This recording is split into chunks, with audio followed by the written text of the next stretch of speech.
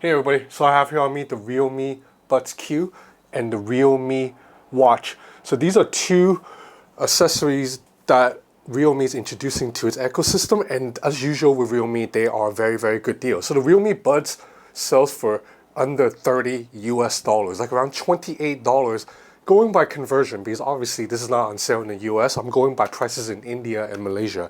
And the Realme Watch goes on sale for 70 US dollars, and that's the final retail price. There's actually like an introductory discount for about $65. So $65 for this, $28 for this.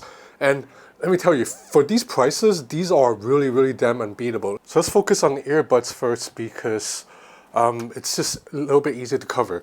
So one of the things I really like about it is that they don't have a design that copies the AirPods. It kind of frustrates me how every company is now putting out an AirPod clone. Like I have here the Honor Magic Buds. And you know what? These are very nice, but look at them. And then even Realme previously released the Realme Buds Air, and then again, look at them. I understand the need for this design because this actually improves reception and sound quality, but I just don't think they look good.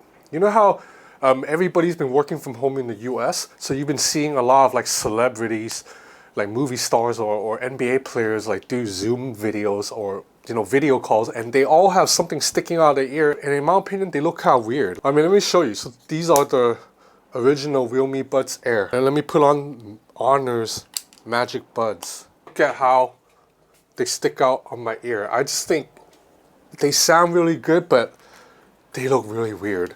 So the Realme Buds Q improves on that by having nothing sticking out. These are like more of the older style true wireless earbuds. See, don't they blend in a lot better? So because the Realme Buds Q are so affordable, the entire thing is very plasticky.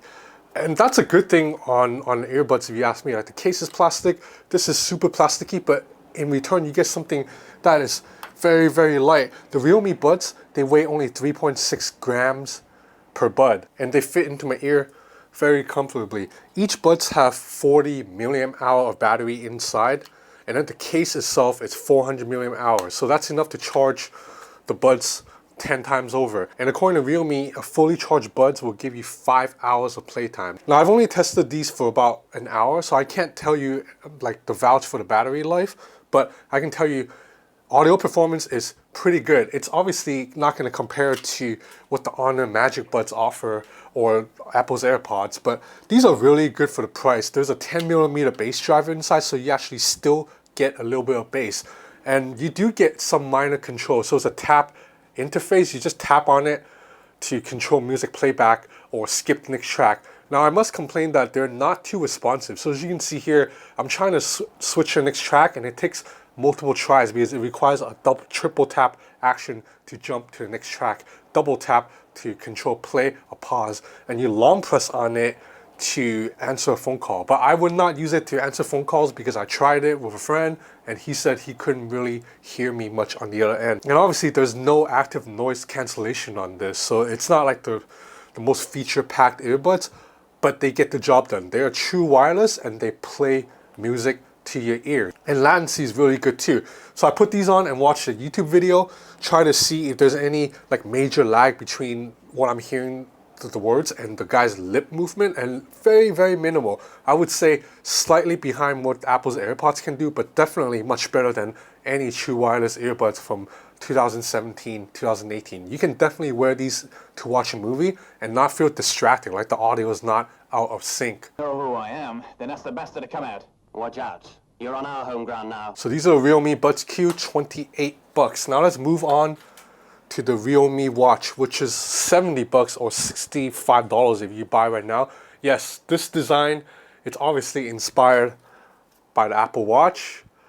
And as soon as you turn on the screen, you see that the Apple Watch's screen, it's an OLED panel, it's high resolution, and it stretches almost edge to edge, whereas the Realme Watch has major bezel down here, and it's an LCD panel. You can already see the black isn't as deep, but that's okay because this is 78 bucks. So the panel, it's 320 by 320 resolution, And out of the box, it's 60% brightness, and it's actually not that bright. Like I couldn't really see outside the sun that much, but once you switch to 100, you can use it outside the sun with no issues. And all the features that you'd expect from a wearable is here. So this is rated IP68 or IP68 for water and dust resistance. So you can go underwater with this, you know, up to 5 meters, I believe, for about 30 minutes. So just, you can go swim in a pool, just don't go scuba diving. So you have a heart rate sensor right here, so this will track your heart rate continuously. Now there is no built-in GPS, so you can't just take this for a run without your phone. The interface is really easy to use. You swipe left or right to cycle through the various pages, and they're both the same whether you're cycling left or right. So it's like as if you're cycling through apps on a phone. And when you swipe from the top, you see your notifications. And yes, you can receive WhatsApp notifications or WeChat notifications or Gmail notifications. But unfortunately, when you get a WhatsApp notification, for example, you can only read it. You cannot respond to it. Like, you cannot interact with it in any way. So you can read it and then you still have to go to your phone if you want to respond.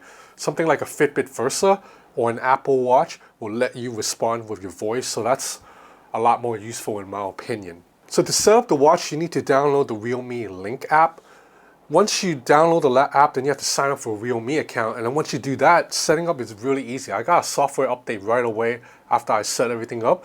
And the software is just really intuitive once it syncs. If you watch here, I'm trying to change the watch face. And notice how the watch face changes in real time. As soon as I tap on the watch face I want, the watch itself actually moves. This is really responsive because if you used a Fitbit before, you will know that it's really frustrating changing watch faces. Like, you'll tap on a face that you want on the Fitbit app, and then you look at your Fitbit and it won't change to it for like 10 minutes, 20 minutes. Even the Apple Watch takes about like 30 seconds. So the fact that this is doing it almost immediately, it's pretty cool. So this watch weighs about 31 grams, so it's really light. The straps are a little bit small though, or short in my opinion. So watch, I'm gonna put on the watch.